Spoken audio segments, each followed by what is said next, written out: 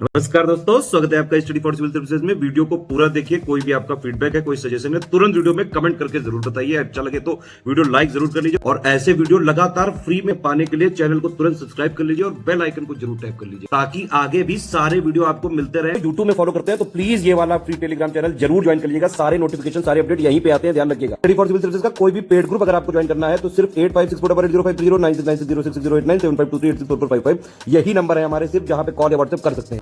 Instagram पे हमारा page जरूर फॉलो कर लीजिएगा, study4civil.services है। ट्विटर पे हमको जरूर फॉलो कर लीजिएगा, @study4civils है। सारे क्वेश्चन अटेम्प्ट करिए और स्कोर अपना तुरंत कमेंट करके बताइए। यूपी पीसीएस प्रीलिम्स एग्जामिनेशन 2022 की एमसीक्यू सीरीज लगातार देख रहे हैं हम। डिजिटल वीडियोस को भी आपने अगर नहीं देखा है तो प्लीज़ देख लीजिए। और अगला वीडियो हम स्टार्ट करेंगे आज के फर्स्ट क्वेश्चन के साथ। तो पहला प्रश्न है कि फरीद खान को शेर खान की उपाधि किसने दी थी। ठीक है, तो फरीद खान जो था फाउंडर था सूर डायनेस्टी का। ठीक है, और बिहार में जो है बहार खान जो गवर्नर हुआ करता था तो उसने जो है यहाँ पे ये टाइटल दिया था फरीद खान को।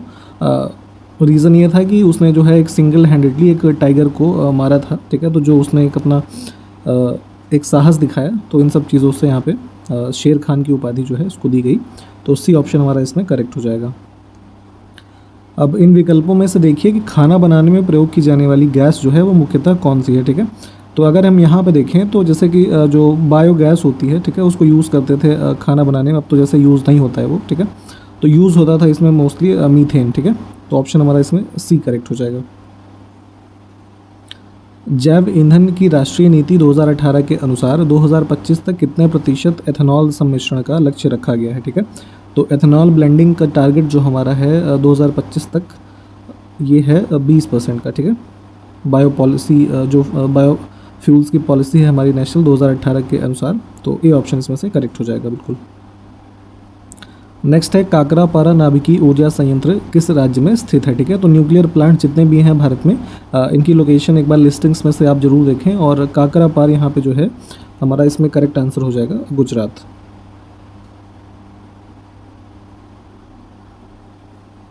नेक्स्ट है कि सूक्ष्मदर्शी का आविष्कार किसने किया था। ठीक है, जो माइक्रोस्कोप होता है इसको इन्वेंट किया था यहाँ पे जेड जॉनसन का जो ऑप्शन आप देख रहे हैं, इनका पूरा नाम था जैकारियस जॉनसन। इन्होंने 16वीं सेंचुरी के टाइम पीरियड में जो है इन्वेंट किया था माइक्रोस्कोप को। और बेसिकली ये कि जो है डच आई ग्लास मेकर थे। ठीक है, तो इन्होंने किया था, ये भी ध्यान दीजिएगा। बी ऑप्शन हमारा इसमें से करेक्ट हो जाएगा। अगला देखिए, फैथोमीटर का उपयोग किसे मापने के लिए किया जाता है। ठीक है, तो बेसिकली यहाँ पे डेप्थ नापने के लिए इसको यूज़ करते हैं, ओशन या फिर सी का। ठीक है, तो ऑप्शन हमारा इसमें से डी जो है करेक्ट हो जाएगा। इन दोनों वाटर बॉडीज़ की जो गहराई है इसको मापने के लिए यूज़ किया जाता है। अगला देखें, स्थिर पानी में मिट्टी का तेल डालने पर मच्छर कम होते हैं क्योंकि इसमें से यह क्या करता है। ठीक है, तो बेसिकली जैसे कि जो स्टैग्नेंट वाटर है हमारा कि स्थिर पानी, जैसे कोई वाटर बॉडी है, मान लीजिए तालाब है, ठीक है, या छोटा गड्ढा है, कोई टायर वगैरह आपके छतों पर रखे हैं, कूलर का कोई टैंक है। ठीक है, तो इन सब में क्या है, रुका हुआ स्थिर पानी है। तो ऐसे ही जो बॉडीज़ होते हैं ये हमारे मॉस्किटो के प्रोडक्शन के लिए काफ़ी जो है यूज़फुल होते हैं और यहीं से जो है मलेरिया और ये सब चीज़ें काफ़ी फैलती हैं, चूँकि ये मच्छरों का बहुत ज़्यादा इसमें ग्रोथ होता है। तो ऐसी बॉडीज़ में अगर हम केरोसिन जो है उसको मिला देते हैं, मिक्स कर देते हैं, तो जो इसका सरफेस है, ठीक है, इस पर ये स्प्रेड हो जाएगा केरोसिन, और जो ऑक्सीजन की जो सप्लाई है, तो जो हमारे ये ऑप्शन इसमें से जो हमारा सी है ये करेक्ट हो जाएगा। तो क्या होता है कि बेसिकली जो लार्वा टर्म यहाँ यूज़ हुआ है, तो ये स्मॉल मॉस्किटोज़ होते हैं उसके टर्म में यूज़ करते हैं इसको। ठीक है, तो उनको जो है जब सरफेस पे ये फैल जाएगा तो ऑक्सीजन सप्लाई रुक जाएगी और वो उसमें उनकी डेथ हो जाएगी उस रुके हुए पानी में। तो उनका जो है फर्दर प्रोडक्शन जो है वो नहीं होगा, मल्टीप्लाई नहीं होंगे। ठीक है, तो इस वजह से जो है ये जो ब्रीडिंग होती है इसकी रिड्यूस हो जाती है। तो हम ऑप्शन इसमें से सी को चूज़ कर लेंगे। अगला देखिए कि दाब बढ़ाने पर बर्फ़ का जो गलनांक होता है वो क्या हो जाएगा। ठीक है, तो जो मेल्टिंग पॉइंट है आइस का, अगर हम प्रेशर को बढ़ाते हैं तो वो डिक्रीज़ होगा। ठीक है, ऐसा इसलिए होता है कि with the increase of pressure जो वॉल्यूम होता है वो डिक्रीज़ हो जाता है। ठीक है, तो यहाँ से ए ऑप्शन हम चूज़ करेंगे। अगला है, सर सीवी रमन को किस कार्य के लिए नोबेल पुरस्कार मिला था। ठीक है, तो सीवी रमन सर जो थे यहाँ पे जो study of scattering of light है ना, तो इसके लिए इनको नोबेल पुरस्कार मिला वर्ष 1930 में। ठीक है, और इसी जो स्कैटरिंग ऑफ लाइट है, ठीक है, तो इसी इफेक्ट को इनके नाम से भी जाना जाता है। ठीक है, रमन इफेक्ट के नाम से, तो इसको भी ध्यान दीजिएगा। निम्न में से किस रसायन को शोरा के नाम से भी जाना जाता है, ठीक है। तो यहाँ पे इंग्लिश में सॉल्ट पीटर भी इसको कहते हैं, पोटेशियम नाइट्रेट जो है इसको इस नाम से जानते हैं। बी ऑप्शन हमारा इसमें करेक्ट हो जाएगा। केमिकल फार्मूला भी ध्यान रखिए, कई बार पूछ लेते हैं, KNO3, ठीक है। ठोस कपूर से वाष्प बनने की प्रक्रिया को क्या कहा जाता है, ठीक है। तो जो पूजा करने वाला कपूर आप जलाते हैं, ठीक है, तो अगर उसको मान लीजिए यहाँ पे आपने खुले में रखा है, ठीक है, तो वो एक तरीके से वेपराइज हो जाएगा और इस प्रोसेस को हम जानते हैं ऊर्ध्वपातन यानी कि सब्लिमेशन के रूप में, ठीक है। तो डी ऑप्शन इसमें से करेक्ट हो जाएगा बिल्कुल। अगला है शुद्ध जल का पीएच मान कितना होता है, ठीक है। तो पीएच स्केल एक होती है जिसमें कि हम यहाँ पे 0 to 14 एक स्केल देखते हैं, जिसमें कि हमारा जो पॉइंट नंबर 7 है, तो ये एक न्यूट्रल सॉल्यूशन मान लीजिए कोई है उसको इंडिकेट करेगा। 7 से कम हो जाएगा तो ये एसिडिक हो जाएगा, 7 से ज़्यादा है बेसिक है, ठीक। तो अगर हम वाटर की बात करें तो ये 7 के ही अराउंड होता है ना। तो यहाँ से बी ऑप्शन को चूज़ करेंगे हम, ठीक। अगला है किस कारण से मामूली रूप से कट जाने पर फिटकरी जो है रक्तस्राव को रोक देती है, ठीक है। तो जैसे एक छोटा सा एग्जांपल, जैसे कि जो मेल मेंबर्स हैं शेविंग करते हैं, ठीक है, तो शेविंग में कभी कभी जैसे कट्स लग जाते हैं, तो उसको यहाँ पे रोकने के लिए फिटकरी यानी कि एलम का यूज़ किया जाता है, ठीक है। तो ये क्या करता है कि क्लॉटिंग जो है इसको बढ़ाता है, इस वजह से जो है जो हमारा ब्लीडिंग है वो रुक जाती है, ठीक। तो यहाँ से जो है डी ऑप्शन हमारा करेक्ट हो जाएगा। फिटकरी को ही जो है हम जानते हैं पोटाशियम एल्युमिनियम सल्फेट के रूप में। आपसे एक प्रश्न ये है कि आप कमेंट करें इसका केमिकल फार्मूला जो होता है वो क्या होता है। अगला है एग्रोस्टोलॉजी में किसका अध्ययन किया जाता है, ठीक है। तो ये हमारी जो है बॉटनी का एक ब्रांच है, जिसके अंतर्गत हम जो ग्रासेस हैं यानी घास का अध्ययन करते हैं। सी ऑप्शन करेक्ट हो जाएगा। प्रकाश संश्लेषण के द्वारा कार्बन का अधिकांश स्थिरीकरण कहाँ पर होता है, ठीक है। तो इन दिए हुए ऑप्शन में से अगर हम देखें तो मैक्सिमम स्टेबलाइजेशन ऑफ कार्बन जो है वो होगा ओशंस के अंदर, ठीक है। बी ऑप्शन इसमें से करेक्ट हो जाएगा हमारा। अगला है पेड़ पौधों में जाइलम किसके लिए उत्तरदायी होता है, ठीक है। तो बेसिकली प्लांट्स में अगर आप देखेंगे तो हमारा जो जाइलम का पार्ट है, ठीक है, इसका मेन वर्क होता है टू ट्रांसपोर्ट वाटर, है ना, फ्रॉम रूट्स टू स्टेम, ठीक है, और जो लीव्स हैं उनमें भी। तो यहाँ से हमारा जो है सी ऑप्शन करेक्ट हो जाएगा, ठीक है। और इसमें जो है ये न्यूट्रिएंट्स जो होते हैं उनको भी ट्रांसपोर्ट करता है, इसको भी ध्यान रखिएगा। मधुमक्खी का इनमें से कौन सा कार्य सबसे अधिक महत्वपूर्ण है, ठीक है। तो अगर हम देखें यहाँ पे तो सबसे मोस्ट इम्पॉर्टेंट फंक्शन जो हमारा बीज का हो जाएगा वो हो जाएगा पौधों का परागण जो होता है, पॉलिनेशन, ठीक है। बी ऑप्शन यहाँ से करेक्ट होगा। और बेसिकली जो हमारा जो पॉलिन ग्रेन्स होते हैं, स्पेशली जैसे कि यहाँ पे समझें तो जो मादा भाग है ना, और जो फीमेल भाग है वर्तिकाग्र यानी कि स्टिग्मा जिसको बोलते हैं, तो इन दोनों का जो इस तरीके से स्थानांतरण है परागण कहलाता है। और परागण के बाद ही जो है निषेचन की प्रक्रिया इनमें बढ़ती है और जो पौधों के जो प्रजनन का कार्य होता है वो आगे बढ़ता है, ठीक है। नेक्स्ट है निम्न में से कौन से मानव नेत्र का भाग है या फिर है, ठीक है। तो अगर आई का स्ट्रक्चर आप देखेंगे, एक बार इसको सर्च करके देख लीजिएगा। कॉर्निया, पुतली यानी कि प्यूपिल, आई लेंस, नेत्र लेंस और जलीय द्रव्य, है ना, एक्वस ह्यूमर जो होता है। तो ये सारे के सारे हमारे जो है आई का पार्ट होते हैं। तो डी ऑप्शन यहाँ से चूज़ करेंगे हम।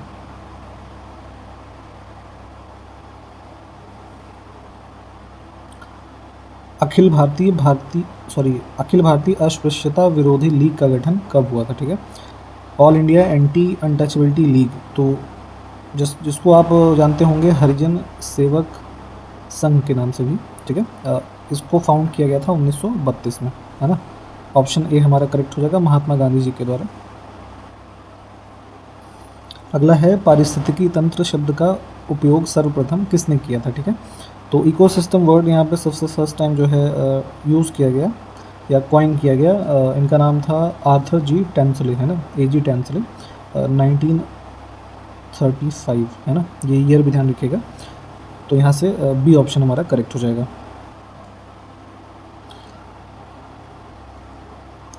निम्न में से कौन से अजैविक घटक का उदाहरण है, ठीक है। तो अगर हम देखें पर्यावरण के जो हमारे घटक हैं इनमें से जैविक और अजैविक दो प्रकार के होते हैं, ठीक है। तो अब दिए हुए ऑप्शंस में से अगर देखिए तो तापमान, जल, आर्द्रता, वसा, कार्बोहाइड्रेट, ये सब जो है अजैविक हो जाएंगे। अब बाघ चूँकि लिविंग ऑर्गेनिज्म है एक तरीके से, तो जो भी लिविंग चीज़ें होती हैं ये कवर होती हैं हमारी बायोटिक फैक्टर में, है ना, जैविक घटकों में। है ना, जैसे कि प्लांट्स जो हो गए, बैक्टीरिया, एनिमल, ये सब चीज़ें। तो यहाँ से ये जो है नहीं होगा, बाकी के 5 हैं, तो 1 2 3 4 5 सी वाला ऑप्शन जो है इसको चूज़ करके आगे बढ़ते हैं।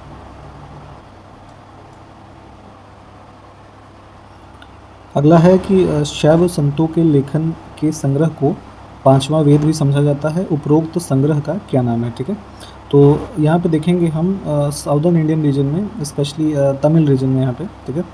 तो शैव संट्स जो थे, तो फिफ्थ वेदा इन्होंने यहाँ पे जो है इसको कंसीडर किया है तिरुमुराई जो है ना, इसको ऑप्शन ए करेक्ट हो जाएगा।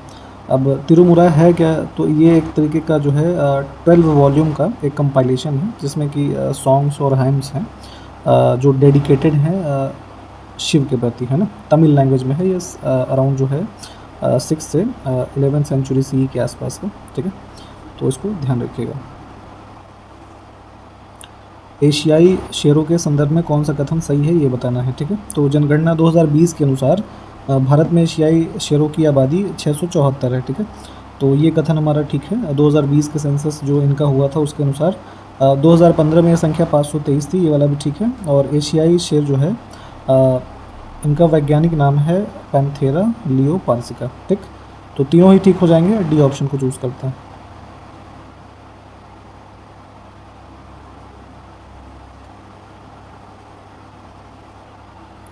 नवंबर 2021 में किस राज्य की कैबिनेट ने जलवायु परिवर्तन घोषणा पत्र को मंजूरी दी है, ठीक है। तो ये अप्रूव किया है अरुणाचल प्रदेश ने, ठीक है। एक पक्के डिक्लेरेशन था, उसके अंतर्गत जो है इसको यहाँ पे अप्रूव किया गया है। तो बी ऑप्शन हमारा करेक्ट हो जाएगा। निम्नलिखित में से नालंदा विश्वविद्यालय के आयुर्वेद विभाग के प्रमुख कौन थे जिन्होंने बख्तियार खिलजी की लंबी बीमारी को ठीक किया था, ठीक है। तो नालंदा विश्वविद्यालय से संबंधित थे ये आचार्य राहुल श्रीभद्र, है ना। तो ये ध्यान दीजिएगा। और फैक्ट ये कि बख्तियार खिलजी की बीमारी को ठीक करने से भी संबंधित थे ये।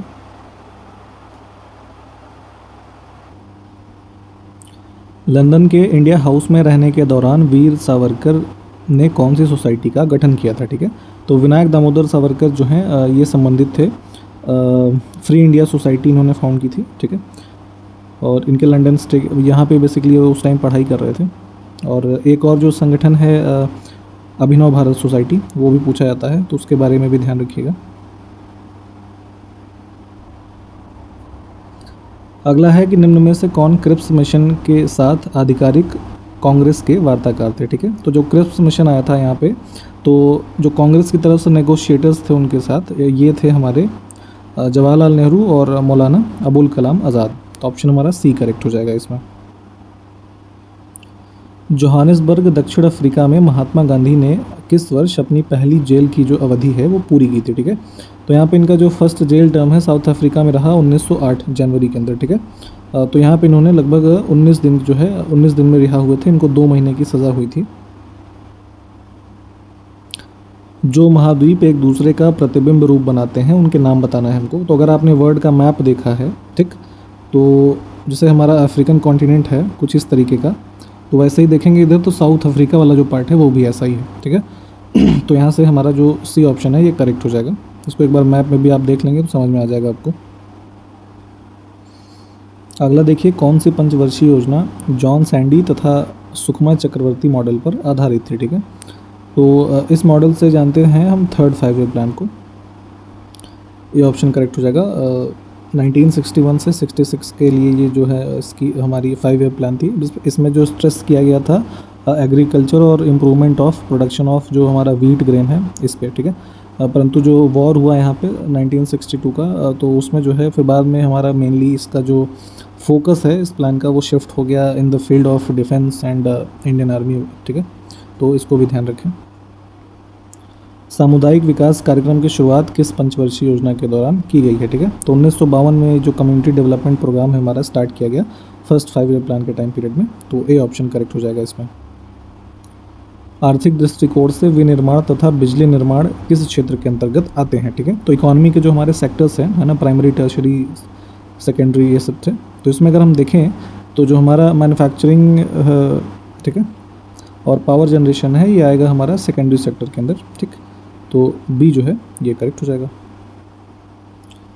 किस पंचवर्षीय योजना ने ऋणात्मक विकास प्रदर्शित किया? ठीक है, तो जो हमारा थर्ड 5 ईयर प्लान था, यहाँ पे नेगेटिव ग्रोथ जो है देखी गई थी, क्योंकि इसमें जो है वॉर्स हो गए पाकिस्तान और इंडिया चाइना के साथ। ठीक है, बैड मानसून वगैरह भी रहे इस टाइम पीरियड में। ठीक है, तो यहाँ पे नेगेटिव ग्रोथ रेट जो है वो देखी गई। अगला है कि राष्ट्रीय हॉर्टिकल्चर मिशन किस पंचवर्षीय योजना में प्रारंभ किया गया? ठीक है, तो ये शुरू किया गया था हमारी 10वीं योजना के अंतर्गत। बी ऑप्शन करेक्ट हो जाएगा। टाइम पीरियड भी ध्यान रखिएगा, तो कभी कभी पूछ लेते हैं ऐसे। तो 2005 से 6 के बीच में। ठीक है, 14 भारतीय बैंकों का राष्ट्रीयकरण और इसरो की स्थापना किस पंचवर्षीय योजना में हुआ था? ठीक है, तो यहाँ से हमारा जो है fourth 5 year plan correct answer हो जाएगा। 1969 की जो है ये घटनाएं हैं, दो की दोनों। किस पंचवर्षीय योजना को गॉडगिल योजना कहा जाता है? ठीक है, तो यहाँ पे देखें तो जो हमारा थर्ड 5 ईयर प्लान है इसको ही जाना जाता है। इसमें डिप्टी चेयरमैन थे जो प्लानिंग कमीशन था उसके, गॉडगिल। ठीक है, तो इनके नाम पे ही ये स्कीम जानी जाती है। इसके अंतर्गत बेसिकली जो वॉर हुआ था यहाँ इस टाइम पीरियड में, इंडिया पाकिस्तान चाइना ये सब का। ठीक है, तो इसमें जो इकोनॉमिक क्राइसिस हमारी इकोनॉमी में हो गई थी, क्योंकि जो हमारा शिफ्ट था एग्रीकल्चर और इंडस्ट्रियलाइजेशन से शिफ्ट हो गया था डिफेंस इंडस्ट्रीज़ वगैरह पे। ठीक है, तो इन सब प्रॉब्लम्स को सॉल्व करने के लिए यहाँ पे ये एक तरीके का जो प्लान ट्रांसफ़र का एक स्कीम लेके आए थे। ठीक है, तो गॉडगिल योजना इसी को जाना जाता है थर्ड 5 ईयर प्लान को। ऑप्शन ए हमारा करेक्ट था इसमें। किस पंचवर्षीय योजना में 3 प्रमुख लौह इस्पात कारखाने स्थापित हुए? ठीक है, तो हमारा जो सेकंड 5 ईयर प्लान था इसका मेन एम ही था कि जो एक रैपिड इंडस्ट्रियलाइजेशन और हैवी इंडस्ट्रीज़ पे फोकस करना। तो इसके अंतर्गत जो है 3 आयरन और स्टील फैक्ट्रीज इस्टेब्लिश की गई, आपका भिलाई, राउरकेला और दुर्गापुर में। ठीक है, तो जैसे ये भिलाई वाला था with the help of Russia था, और राउरकेला जो था जर्मनी के साथ था, और Durgapur with the help of Britain था, है ना। तो इन सबको भी ध्यान रखिएगा। गरीबी उन्मूलन का नारा किस पंचवर्षीय योजना में दिया गया? ठीक है, तो पॉवर्टी इरेडिकेशन का स्लोगन यहाँ पे हमारा फिफ्थ 5 ईयर प्लान में दिया गया था। सी ऑप्शन करेक्ट हो जाएगा। भारत की 11वीं पंचवर्षीय योजना के समय भारत के योजना आयोग का अध्यक्ष बताना है आपको यहाँ पे। तो 11th 5 ईयर प्लान हमारा था 2007 से 12। तो अब चूँकि प्लानिंग कमीशन के जो चेयरमैन होते हैं वो प्राइम मिनिस्टर होते हैं, जैसे वर्तमान में नीति आयोग है उसके चेयरमैन। तो इस टाइम पीरियड पे हमारे प्राइम मिनिस्टर थे मनमोहन सिंह जी। ठीक है, तो बी ऑप्शन हमारा यहाँ से करेक्ट हो जाएगा। काम के बदले अनाज की योजना कब शुरू की गई थी? ठीक है, तो ये शुरू हुआ था हमारा यहाँ पे फिफ्थ 5 ईयर प्लान में। भारत की 11वीं पंचवर्षीय योजना किसने तैयार की थी? तो यहाँ पे के कस्तूरी राजन जो थे, एक जाने माने इकोनॉमिस्ट थे, इन्होंने इसको तैयार किया था। और टाइम पीरियड हमने आपको बता ही दिया था अभी। और इसका जो मेन फोकस था इस हमारे 5 ईयर प्लान का 11th वाले का, एक फास्टर और मतलब फास्टर ही कह लीजिए, फास्टर इंक्लूसिव ग्रोथ, है ना, इस तरीके का हमारा इसका एम रहा। और एक और इसमें कभी कभी पूछा जाता है कि जो एम मेन एम क्या रहा, तो इसमें जो हायर एजुकेशंस इंस्टीट्यूशंस हैं, ठीक है, तो उसमें इनरोलमेंट रेशियो जो है उसको इंक्रीज़ करना था। जो 18 से 23 साल के स्टूडेंट्स हैं, है ना, इनको इंक्रीज़ करना था 2011 से 12 के टाइम पीरियड तक। ठीक है, तो इसको भी ध्यान रखिएगा। निम्नलिखित में से किस पंचवर्षीय योजना के दौरान श्वेत क्रांति की शुरुआत हुई? ठीक है, तो वाइट रिवोल्यूशन जो है, जिसको आप ऑपरेशन फ्लड के नाम से भी जानते हैं, संबंधित है जो मिल्क प्रोडक्शन से। ठीक, तो इसकी शुरुआत हुई थी 1970 में, और ये टाइम पीरियड है हमारा फोर्थ 5 ईयर प्लान का। ठीक, तो सी करेक्ट हो जाएगा। प्रथम पंचवर्षीय योजना का लक्ष्य कितना निर्धारित किया गया था? ठीक है, तो फर्स्ट 5 ईयर प्लान में देखेंगे तो जीडीपी प्रोजेक्शन यहाँ पे किया गया था 2.1% का। ठीक, और इसमें लेकिन जो हमारा ग्रोथ रिकॉर्ड हुआ था वो था 3.6% का। ठीक है, इसको भी ध्यान रखिएगा। भारत में पंचवर्षीय योजना को स्वीकृत करने का अंतिम अधिकार किसको है? ठीक है, तो अब तो नहीं है। जब 5 ईयर प्लान्स बनाए जाते थे तो अप्रूव करता था इसको जो नेशनल डेवलपमेंट काउंसिल था, है ना, ये। तो सी ऑप्शन फिलहाल करेक्ट होगा। कौन सी पंचवर्षीय योजना हेराल्ड डॉमर मॉडल पर आधारित थी, ठीक है। तो हेराल्ड डॉमर मॉडल बेसिकली जो कीन्सियंस इकोनॉमिक थियरी है उससे संबंधित है, और ये हमारा जो फर्स्ट 5 ईयर प्लान था ये उस पर आधारित था। तो बी जो है ये करेक्ट हो जाएगा। किस पंचवर्षीय योजना में हरित क्रांति शुरू की गई, ठीक है। तो 1961 से 66 के टाइम पीरियड में हमारा थर्ड 5 ईयर प्लान चल रहा था, तो यहीं पे जो है ग्रीन रेवोल्यूशन भी इंडिया में स्टार्ट किया गया। तो ए ऑप्शन हमारा करेक्ट हो जाएगा। चौथी पंचवर्षीय योजना के संदर्भ में निम्न कथनों पर विचार करना है। तो पहला देखिए, यह DRR गाडगिल फार्मूला पर आधारित है, तो ये गलत हो जाएगा, ठीक। चूँकि जो हमारा थर्ड प्लान था वो हमने ऊपर देखा अभी, वो बेस्ड था इस गाडगिल फार्मूले पे। और इस योजना के दौरान श्वेत क्रांति की शुरुआत की गई, तो ये तो हमने अभी बताया आपको, तो ये वाला ठीक है। तो इसमें से ऑप्शन जो सिर्फ बी वाला है ये हमारा करेक्ट होगा।